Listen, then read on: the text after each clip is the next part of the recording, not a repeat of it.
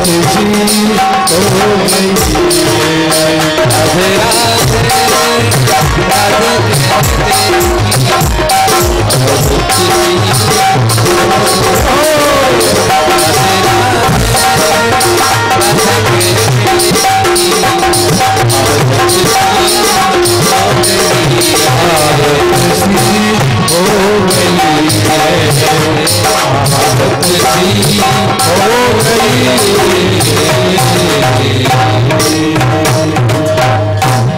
वृंदावन बिहारी लाल की जय। इस प्रकार से कहा राजन, हे राजन परीक्षित जी, सबसे पहले प्रायश्चित करना चाहिए और भगवान के नाम से बढ़कर के कोई प्रायश्चित नहीं है। और पश्चात महाराज इस प्रकार से कोई ऐसा दृष्टांत बताइए जो प्रायश्चित करने से, नाम के जपने से पापी भी मोक्ष को प्राप्त हो गया हो। कहा हाँ है, कान को देश के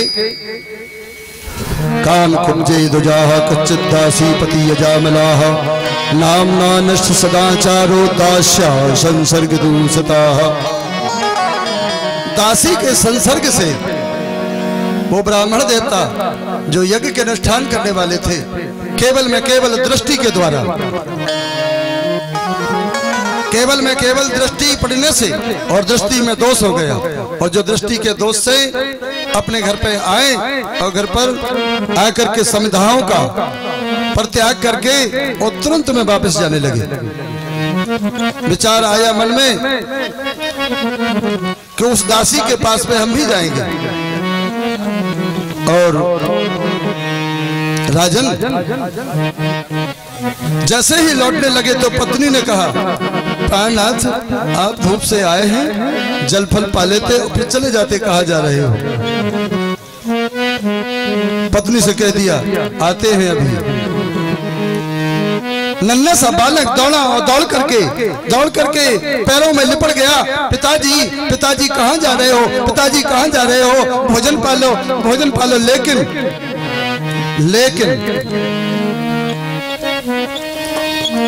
लेकिन कामंद व्यक्ति सुनने वाला नहीं थे।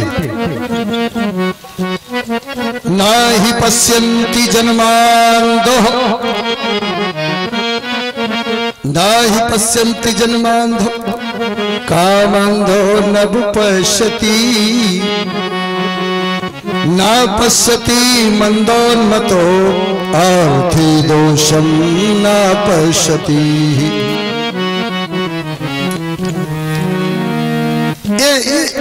इस प्रकार के कुछ व्यक्ति ऐसे होते हैं जिनको नेत्र की ज्योति होते हुए भी संसार नहीं दिखता है। नेत्रों में ज्योति होते हुए भी कौन कौन से? कहा ना ही पश्यन्ति जन्मांधो, वो तो बेचारा जन्मांध है, लेकिन जन्मांध की तरह ये भी है। कौन कौन? काम अंधो न पश्यति। जो व्यक्ति कामांध होता है वो अंध होता है। ना पश्यन्ति मंदोन्मतो, जो मद में मस्त होता है उसके नेत्रों में ज्योति होते हुए भी वो देखता नहीं है किसी को। नयंदो अर्थी दोषम न पश्यति, जिसे द्रव्य की लालच हो जाए, पैसे कमाने की लालच हो जाए, संग्रह की लालच हो जाए, वो फिर देखता नहीं है कि ये शुभ कर्म है या अशुभ कर्म है। बस केवल में केवल द्रव्य आना चाहिए, दौलत आना चाहिए। उसकी लत हो जाती है दौलत। हाँ, उसे मोहलत नहीं होती है भगवान के भजन की, केवल में केवल दौलत। ये इस प्रकार के कामंद। बच्चा लिपट गया, पापा जी भोजन कर लीजिएगा, लेकिन नहीं मानी। माता दौड़ कर के आई, मेरे